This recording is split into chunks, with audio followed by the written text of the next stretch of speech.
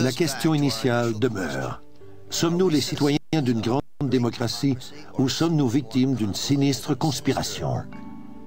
Y a-t-il quelque chose de mal à ce que les meilleurs d'entre nous contrôlent notre pays et éventuellement peut-être le monde entier? Les financiers internationaux sont-ils les maîtres de l'univers?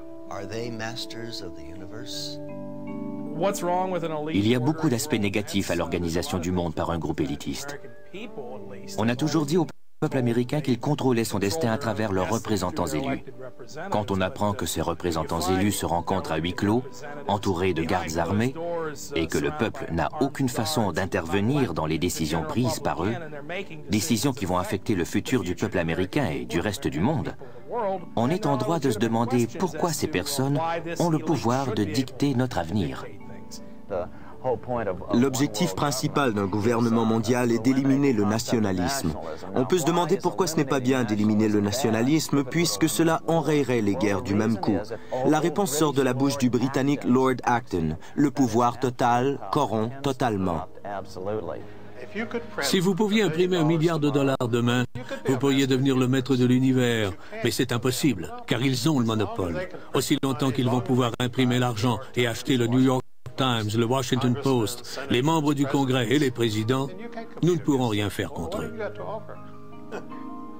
Lorsqu'une poignée de personnes dirige le gouvernement, ce n'est plus un gouvernement démocratique. Le gouvernement des États-Unis est dirigé par une cabale secrète. Et ce n'est pas qu'ici. C'est la même chose en Angleterre, en France, en Allemagne, dans les autres pays d'Europe et, dans une moindre mesure, au Japon. C'est une conspiration contre les États-Unis et l'Occident. Il n'y a pas d'autre mot.